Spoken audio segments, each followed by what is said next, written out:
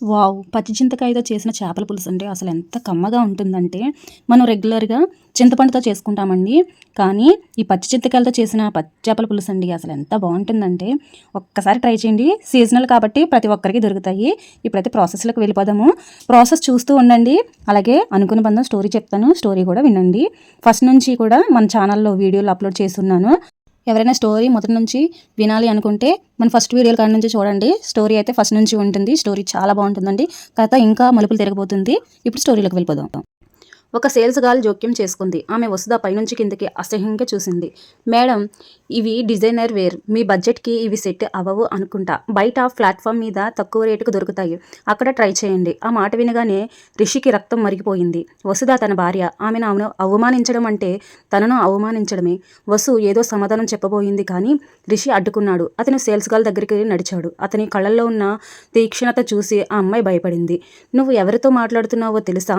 రిషి గొంతులో మంచులాంటి చల్లదనం, కత్తిలాంటి పదునుగా ఉంది. ఆమె నా భార్య, మిసెస్ వసుధ రిషివర్మ. ఆ గదిలో నిశ్శబ్దం ఆవరించింది. సారీ సార్, మీ మిస్సెస్ అని నాకు తెలియదు. రిషి వెంటనే, నో, తెలియకపోతే మర్యాదగా ఉండాలి. మనిషి బట్టలు చూసి విలువ కట్టడం మానేయండి. మీ స్టోర్ మేనేజర్ని పిలువు, రిషి ఆదేశించాడు. వద్దు రిషి గారు.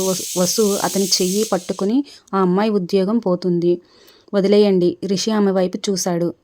ఇందాక అంతలా అవమానించిన అమ్మాయిని కూడా వసుధ క్షమిస్తుంది. నువ్వు మరీ మంచిదానిలా ఉన్న వసు. ఈ ప్రపంచంలో మంచితనాన్ని చేతగంతనంగా చూస్తారు, రిషి అన్నాడు. వసు వెంటనే, చూడనివ్వండి, వాళ్ళ దృష్టి దోషం. అది నా తప్పు కాదు, వసు స్థిరంగా చెప్పింది. రిషి నిట్టూర్చాడు. సరే కానీ మనం ఇక్కడ కొనట్లేదు. అతను వసు చేయి పట్టుకుని ఆ షాప్ నుండి బయటకు వచ్చాడు. వసుకి ఆ స్పర్శ అది చాలా సహజంగా జరిగింది. రిషి కూడా వింతగా అనిపించలేదు. కానీ వసు మాత్రం అతని చేతి వెచ్చదనాన్ని అనుభవిస్తూ మౌనంగా నడిచింది.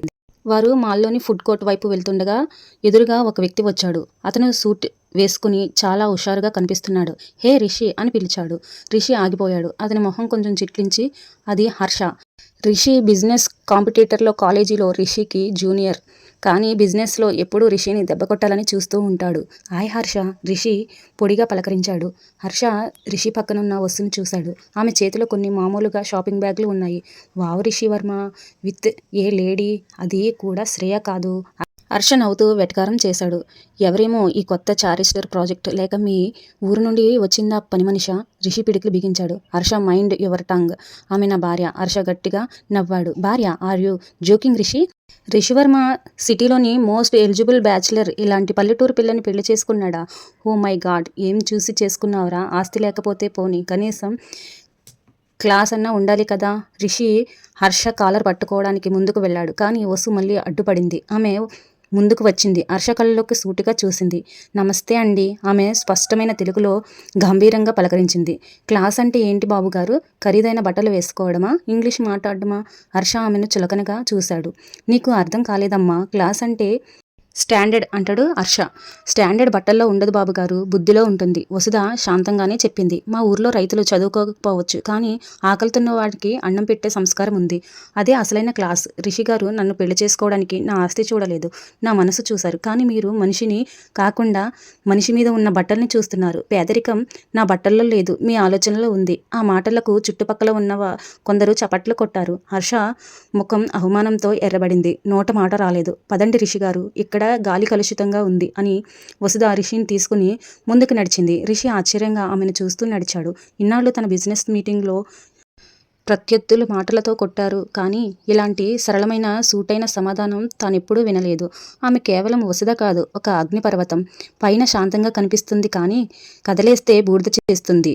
తిరుగు ప్రయాణంలో కారులో నిశ్శబ్దం ఉంది, కానీ అది నిన్నటిలాగా బరువుగా లేదు. ఒక రకమైన సౌకర్యం ఉంది. థ్యాంక్ యూ రిషి అన్నాడు. వసు అతని వైపు చూసింది. ఎందుకు? హర్షకి గట్టిగా బుద్ధి చెప్పావు. వాడికి ఆ అహంకారం ఎప్పుడూ ఉంటుంది. ఈరోజు వాడి నోరు మూయించావు. వసు చిన్నగా నవ్వింది. నేను ఎవరి నోరు మూయించడానికి మాట్లాడలేదు రిషి గారు, నిజం చెప్పాను అంతే.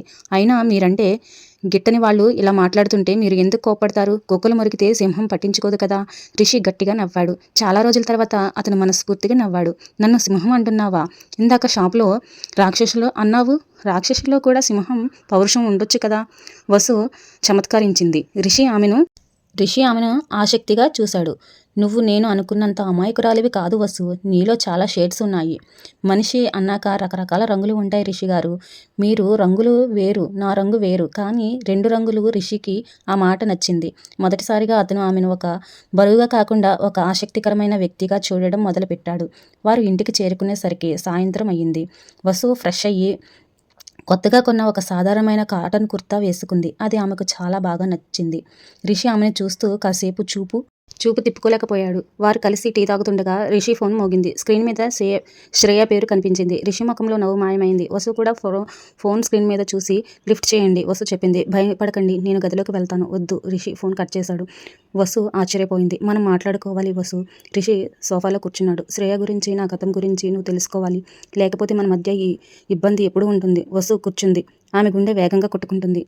వసు, శ్రేయ నేను 2 ఏళ్లుగా డేటింగ్లో ఉన్నాము. మాది ప్రేమ కంటే ఎక్కువగా అవసరం. మా ఇద్దరి ఆలోచనలు కలుస్తాయి, బిజినెస్ ప్లాన్లు కలుస్తాయి. అందుకే పెళ్లి చేసుకోవాలనుకుంటున్నా. కానీ రిషి ఆగాడు. కానీ ఇప్పుడు నేను వచ్చా. వసుధ పూర్తి చేసింది. అవును, ఇప్పుడు నువ్వు వచ్చావు. నా కోసం నిన్ను పెళ్లి చేసుకున్నాను. కానీ వసుధ, నాకు అబద్ధం చెప్పడం రాదు. నేను శ్రేయాని పూర్తిగా వదులుకోలేకపోతున్నాను. ఆమె నా కెరియర్లో ఒక భాగం. వసు ముఖంలో బాధ కనిపించింది. కానీ ఆమె దాన్ని దాచుకుంది. నేను అర్థం చేసుకోగలను రిషి గారు. ప్రేమ అనేది స్విచ్ వేసినంత ఈజీగా ఆన్ ఆఫ్ చేయలేం. కానీ ఒకటి గుర్తుపెట్టుకోండి. స్టోరీ ఇప్పటివరకు విన్నందుకు ధన్యవాదాలండి. స్టోరీ కంటిన్యూ అవుతుంది. పచ్చి చింతకాయ పచ్చి చేపల పులుసు ఎలా ఉందో కామెంట్ చేయండి. అలాగే స్టోరీ నచ్చితే లైక్ చేయండి, షేర్ చేయండి.